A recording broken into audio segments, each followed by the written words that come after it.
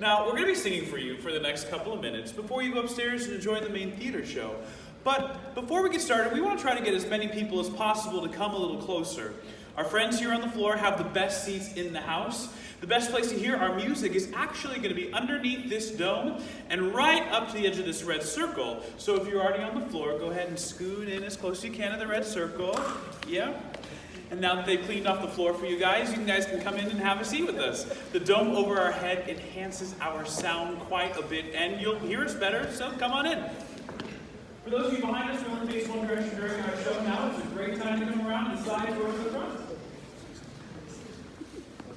Awesome. Well, thank you so much for helping us out today. Is everyone having a good time at Epcot so far? Yeah. All right. We're having a great day, too. We here at the Voices of Liberty, we sing folk, patriotic, and Americana music. But we're going to get started with some Disney songs, and I think you'll recognize right away. You've got a friend in me. You've got a friend in me. You've got a friend in me. When the road looks rough ahead, When you're miles and miles from your nice warm bed, you just remember what your old pal said. son, you've got a friend in me. Yeah, you've got a friend in me.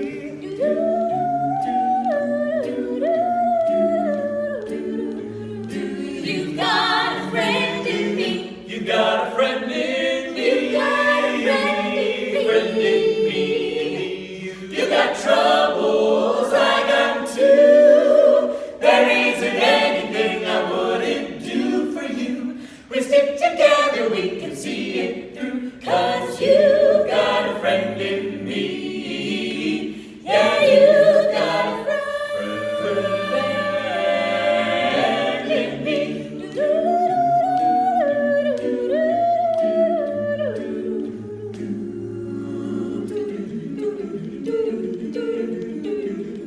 Well, Alibaba had them 40 thieves. Scheherazade had 1,000 tales. So master, you're in luck, 'cause up your sleeve you got a brand that never fails. You got some power in your corner now, some heavy ammunition in your camp. You got some punch, yeah, who and how. See, all you gotta do is rub that lamp. And I'll say, Mr. Aladdin, sir, what will your pleasure be? Let me Take your order, jot it down. You ain't never had a friend like me. No, no, no. Life is your restaurant, and we are your maitre d'. Come whisper what it is you want. You ain't never had a friend like me. Can your friends do this?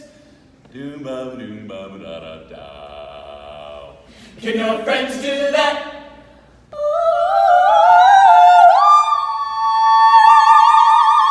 Can your friends pull this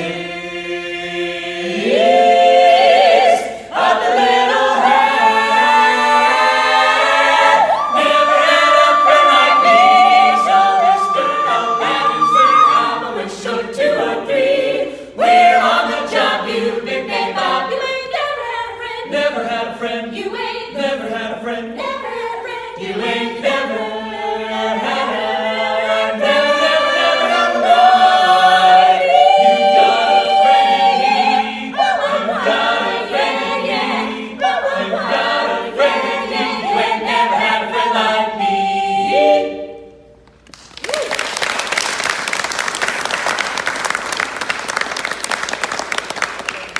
One of the things that we love to do here at the Voices of Liberty is look back in the American music archives and find songs you don't get to hear much anymore, or maybe that you've never heard at all. This next song is a beautiful old cowboy love song written back in the late 1800s. It tells the story of a young girl as her cowboy soldier prepares to leave the Red River Valley. Just remember the Red River Valley,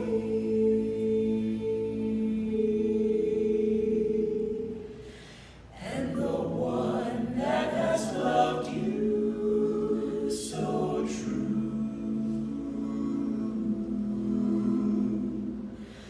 For a long time, my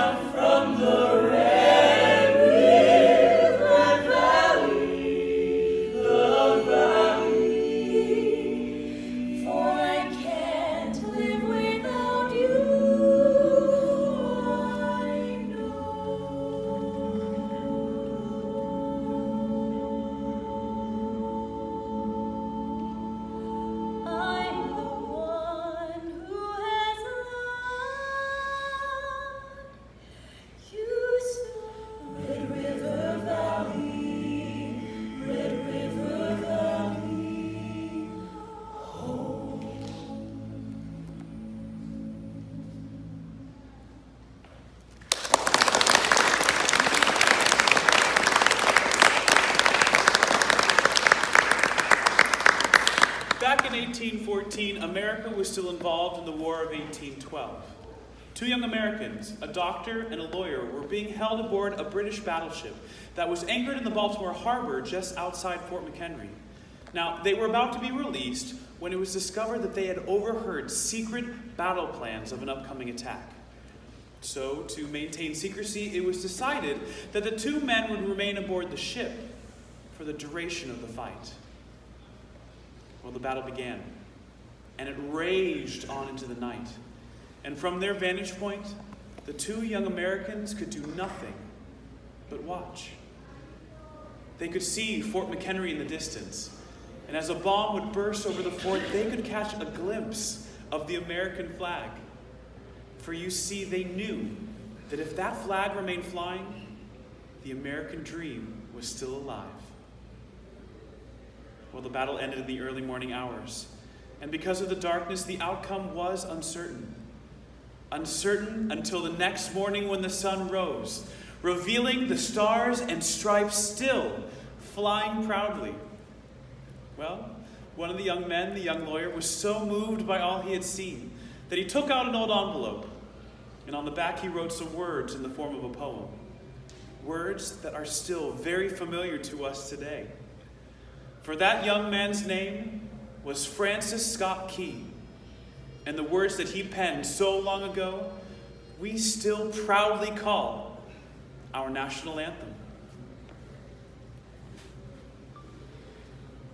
Oh, say